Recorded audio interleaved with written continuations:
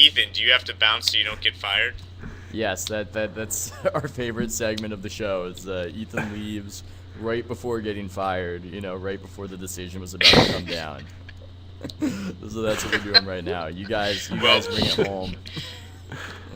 It's good been luck swell. keeping your job, buddy. Okay, thanks, man. Alright. Peace. Let's see if we can take a few quick questions.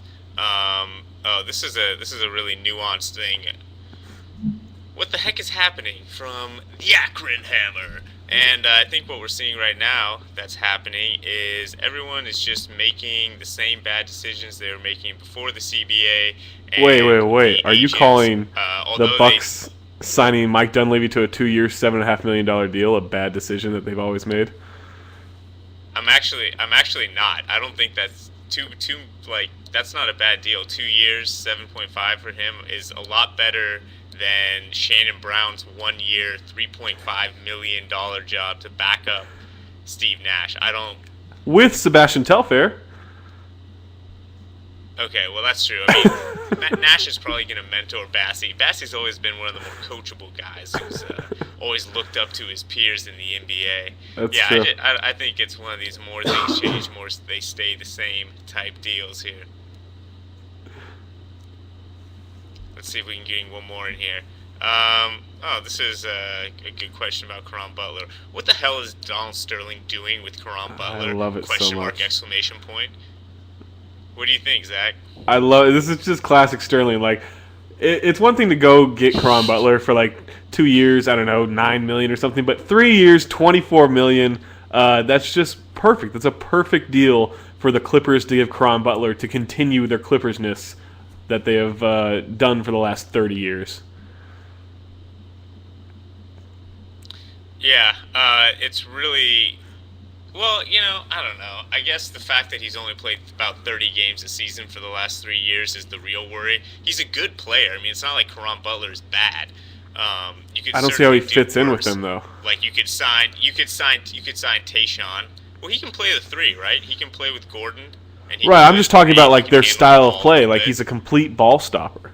Which, I mean, he's good, but he's a complete ball stopper. Like, you're going to take the ball out of Gordon's hands and out of Blake's hands so that he can jab step 18 times. One more than Melo does. Yeah, I think the goal there is to stick him in the corner and hope that he still shoots the three like he did in Dallas, right? I would hope so. I just can't wait for the 2014 sweepstakes when Blake Griffin's a free agent. Can't wait for him to go to the Knicks. Yeah, well, I guess they can add him to Chandler and Amari and Melo. You know what's funny is that I wonder if the Knicks could get Chandler and Paul if they just gave up on Melo. Like, why do they need Melo if they have Amari, Chandler, and Paul? I think that he's completely redundant, and he's the only piece that's going to for sure bring you Paul, right? I mean, I'm the wrong person to ask because I still think Melo is an excellent player, like an elite player. I think the focus that he takes away from the rest of the team in terms of like how the defense has to adjust to stop his scoring, I think is a bigger factor than people give him credit for. I personally would trade Amari, but there's no way that deal is going to get made. So if you have to trade, Melo, if you have to trade Melo for Chris Paul and Chandler, essentially, I think you do it. Yeah, I think that's a no-brainer. But I mean, like, how mad would Carmelo be, and especially Lala? We got to consider Lala here.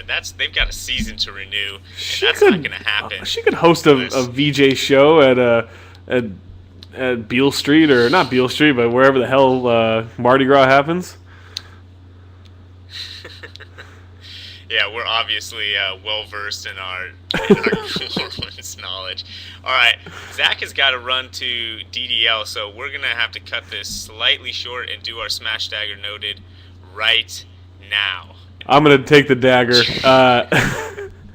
My dagger is they are adding tenths of a second to the shot clock once it hits 5 seconds. I think this is a fantastic addition just to the nuance of the game. There's going to be so much that they have to do in order to like draw up plays, knowing that there's 1.3 seconds instead of 2 seconds on the clock or whatever it was before. And I just think this is going to add so much so much scheming and so much strategy to the game that we didn't really have before, because you just assumed, oh, there's 1 second left on the clock, it must be a full second. Now we actually know whether they need to run a tip play or whether they can catch and shoot. Right, and I didn't even realize that. I don't know why I didn't put it together that there could be. I mean, because the difference between like 1.3 seconds and 1.9 seconds is enormous. And I never like really put that together. The other one, my smash comes from the new rule changes as well, and mine is on the travel rules, which are basically they're gonna start calling it more, as they always say. But the one that I really want to have called is where like the guy catches it on the perimeter and takes like 4 steps as he gathers the ball and then Yeah. makes his move. I mean, it's like the most comical traveling in the world, and it's like Notice the 35 Maggette. feet from the basket, so nobody even cares. But it's just like absurd. And if they're really concerned about making the game look a certain way, maybe tighten it up on that one. I mean, it's really egregious.